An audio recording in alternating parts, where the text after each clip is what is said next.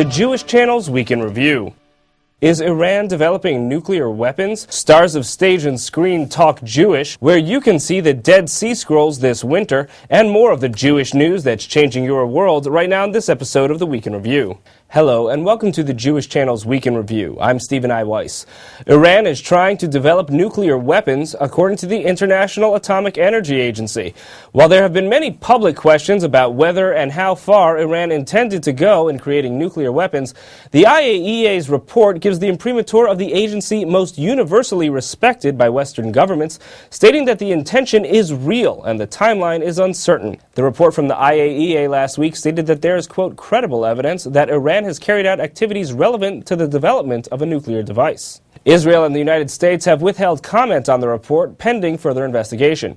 However, Republican presidential primary candidates did weigh in at the recent national security debate. Here's some of what they had to say about Iran. The first thing that I would do is to assist the opposition movement in Iran that's trying to overthrow the regime.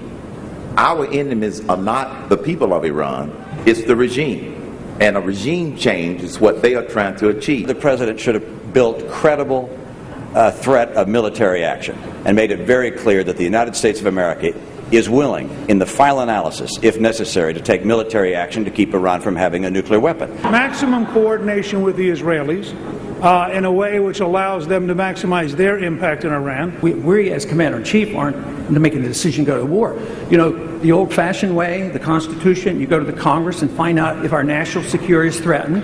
And I'm afraid what's going on right now, it's similar to the war propaganda that went on against Iraq. In another part of the debate related to Israel, some candidates put forward a platform of cutting foreign aid, which would include aid to Israel. We need to do foreign aid completely different. I'm telling you, no dollars going into those countries. You're giving some countries $7 billion a year. So you start off, or in the case of Egypt, $3 billion a year. So you start off every year and say, here's your $3 billion, now I'll start thinking.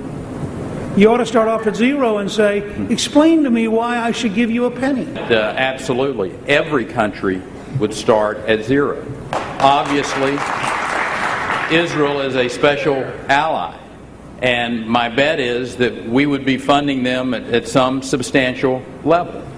But it makes sense for everyone to come in at zero and make your case.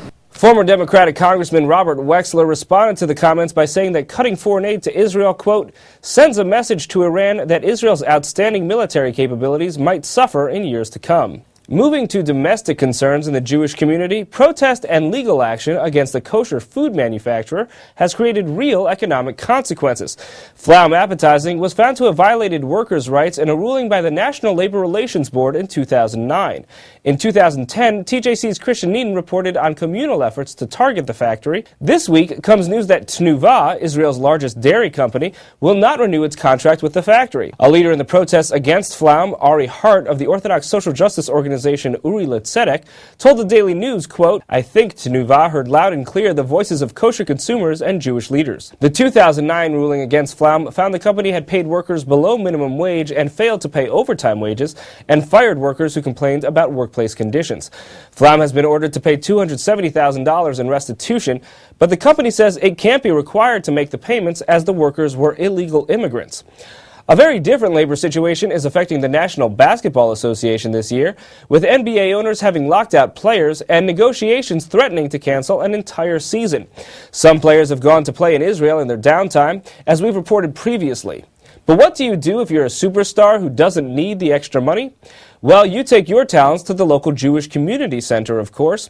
Superstar LeBron James may have left the Cleveland Cavaliers, but his heart is apparently still with the Mandel JCC in Cleveland, where he played in a pickup game last week.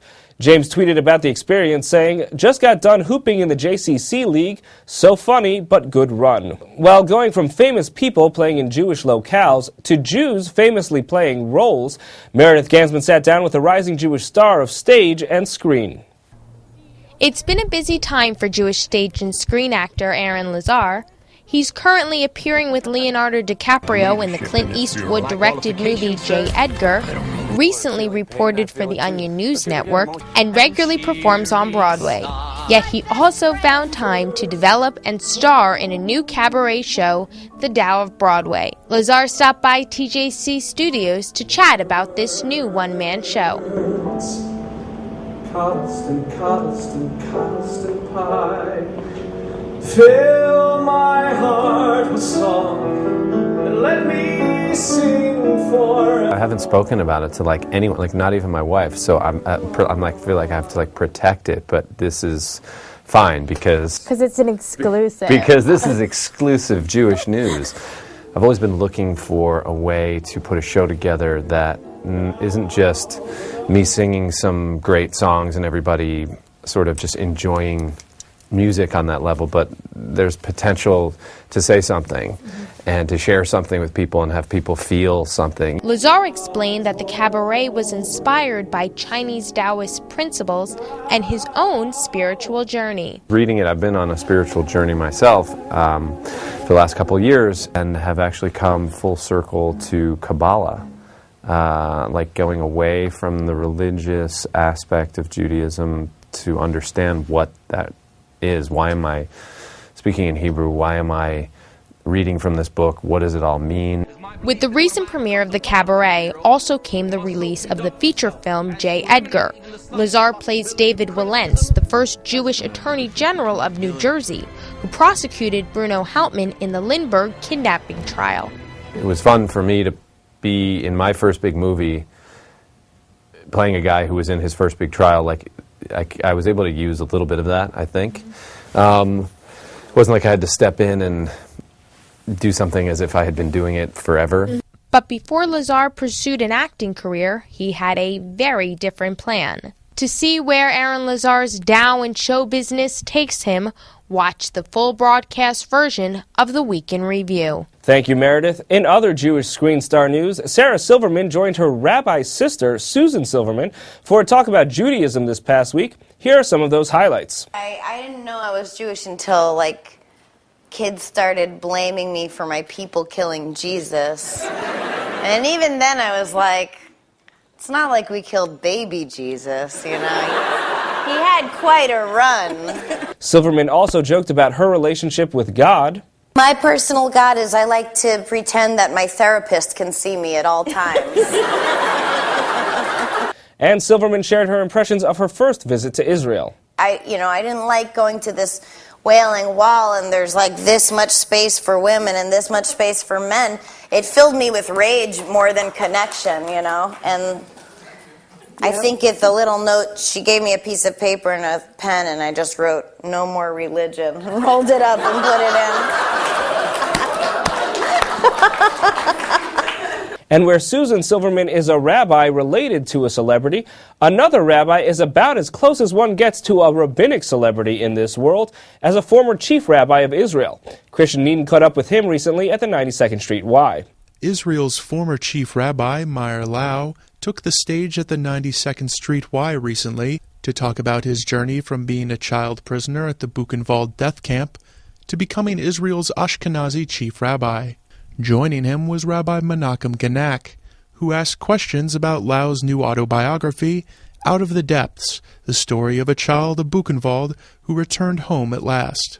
Lau expressed gratitude to the various people who had helped him survive Buchenwald and immigrate to Israel, then called Palestine, in July of 1945 at age 8. The Lord Almighty have sent many messengers, like Elias the prophets, to save me, to protect me.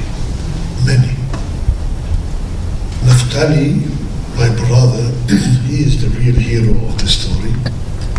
He sacrificed his life thousands of times in order to fulfill the promise he gave our father, to protect me and to take care, if it will be possible, if we will survive, that the chain of 1,000 years rabbinic dynasty will be unbroken. To hear more from Israel's former chief rabbi, Meir Lau, please tune into the full broadcast edition of the Week in Review.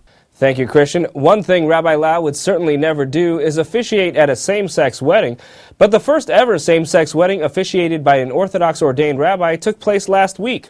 Rabbi Stephen Greenberg is the only Orthodox ordained rabbi ever to come out of the closet as a gay man, which he did more than 10 years ago in the pages of the Jerusalem Post. The Yeshiva University ordained rabbi has gradually increased the level of his attention to same-sex religious values, leading to this wedding between Yoni Bach and Ron Kaplan. Columbia. Right now, pronouncing marriage.